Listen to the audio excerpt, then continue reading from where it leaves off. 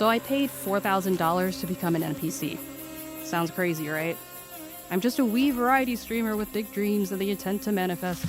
Let me give you some context so you can better understand my frame of mind while making this totally rational and financially sound decision. No regrets.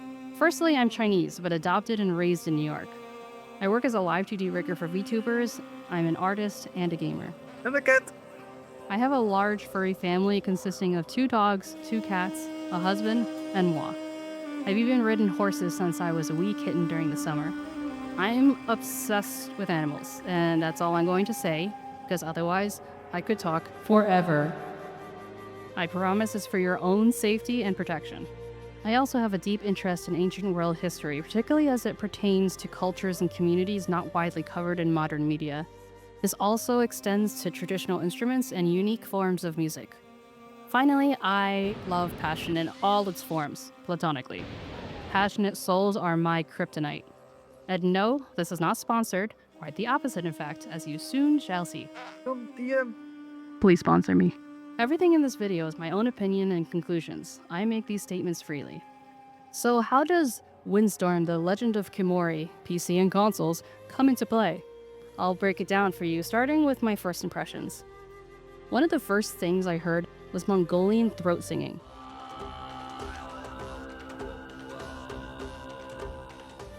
A one-of-a-kind sound that you won't ever forget. Instantly, I knew these people are the biggest nerds I've ever seen. I can tell they're genuinely dedicated to the cause, but jaded gamer that I am, I took it with a grain of salt as a snack for later. Many of us have been exposed to the rise and fall of game concepts, projects, and companies. Sometimes, if something's too good to be true, it probably is. I stroke my whiskers pensively as I note the realism of the horse's head. Wait a second. Are those whiskers? Oh my god. By Khiimori. The Mad Lads did it.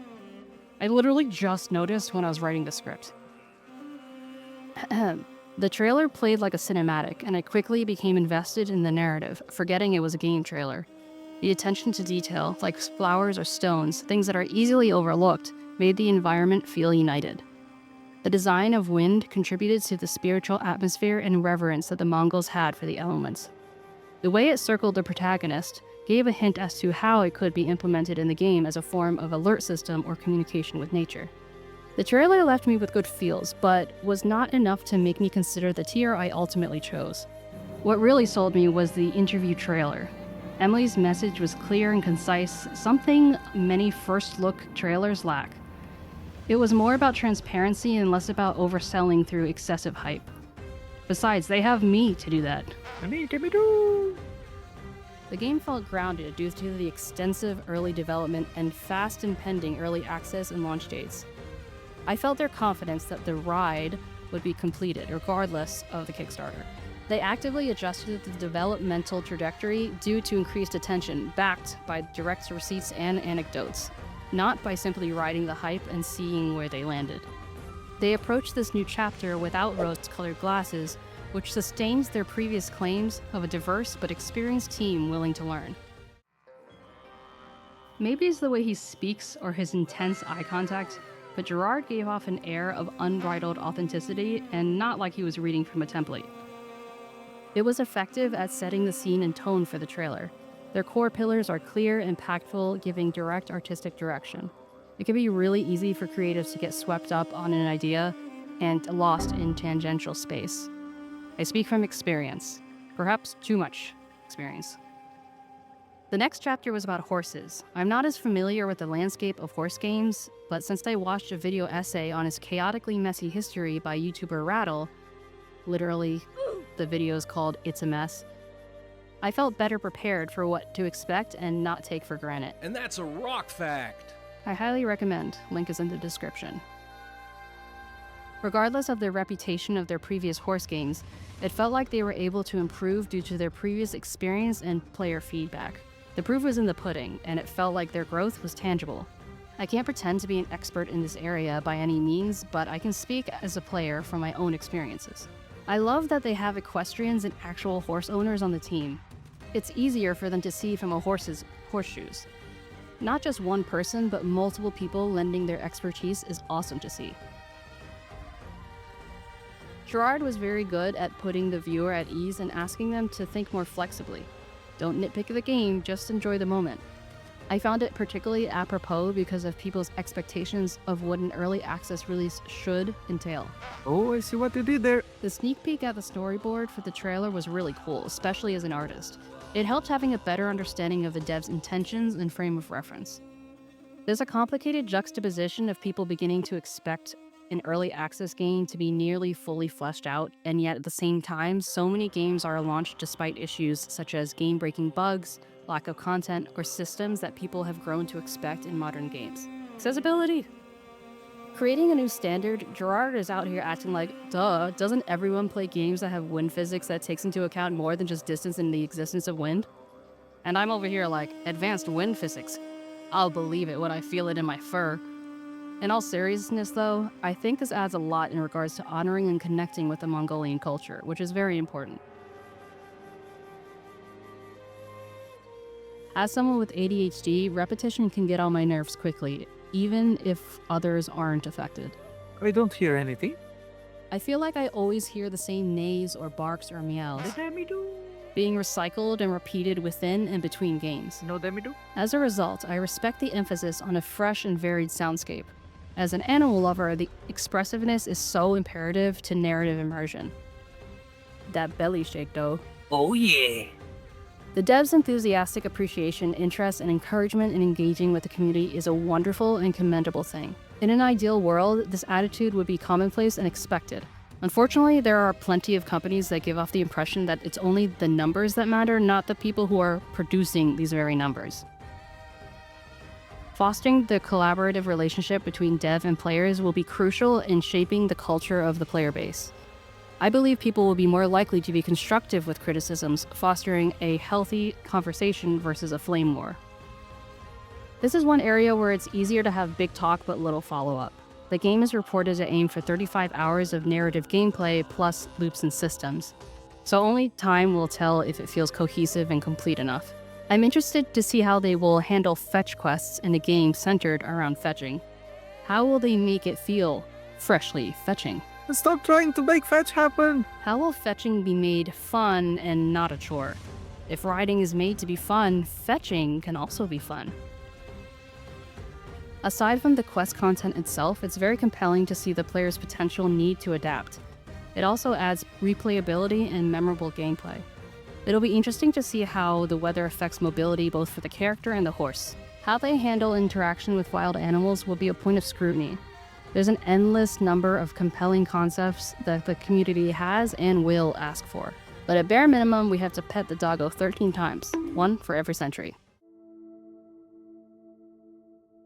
So, I suppose I like the game. But excitement aside, you might say, how is it worth 4,000? That's still a lot of hecking money. And you would not be wrong. Normally, it wouldn't even been a thought in my mind. Other games have offered customized NPCs, animals, and references in their games, so how is this different? For me, it was the patent intention and expectation that someone who joins that tier will not only make an NPC, but give them life by way of backstory and dialogue. Therefore, my understanding is that we will be able to have a greater impact and presence than just a walking NPC and an arrow to the knee. That's not a privilege that's often offered so freely and ardently. That's all well and good, Mimmy, but it's still 4,000 smackaroos. Great question, Spooks. Let me simplify it for you. From a business perspective, I'm a small streamer among thousands and thousands. I know I have the riz to keep people around, but they have to find me first. I always say I don't care about growing quickly, I just want a wholesome community made up of good beans, and I continue to stand by that.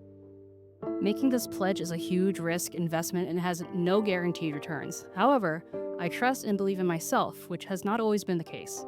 I can see all the birds I'd be saving with one stone. Scone! So finally, 7 reasons why I support this game. Number 1, I support an amazing cause led by a herd of passionate people. Number 2, I contribute to an industry-changing game in a meaningful way. Number 3, I leave a legacy on something I love and believe in. Who knows, maybe I'll be that quirky weirdo that everyone loves, who hides in the snow and pops out when you least expect it. Number 4, by leaving that legacy, that mark, people will hopefully want to know more about me, thus bringing exposure to my brand and business. Number 5, I get a crap ton of amazing memorabilia. Honestly, they're not my focus. I just value the opportunity working with these passionate individuals that much. Yeah, it's kind of cringe. I'm going to regret this a year from now. JK, took 3 seconds. Number 6. Question mark, question mark, question mark. Number 7. Profit. So, well, there isn't really a 6 and a 7, but isn't 5 enough for you? Even if there were to be a worst case scenario, please take 5 seconds to use your imagination as you will. 5, 4, 3, 2, 1. Now forget about it, because that ain't happening. I feel, nay, I know it's worth it to me. Casually hardcore gamer that I am, I'm confident it would appeal to a wide range of gamers, including the casual, the hardcore, and the casually 13th century Mongolians. I would like to preface that our Lady Mimikins von Mimikat of the Floofy Poofs has obtained a master's in art therapy. It's true, it's true. Therefore, Our Lady has been granted a certificate that signifies that our benevolent Floof Poofington has the prerogative to be certifiably cringy. What a better way to introduce myself than this, with these people, on this project. I would rue the day forever if I decided not to join the cavalry. You can't grow, learn, or thrive without taking risks, being willing to fall, and by not dwelling on past mistakes. Perhaps you can think of this as my public declaration and contract to you, to the devs, but most importantly, to me. It's kind of like a time capsule. Surely I won't regret this later, right?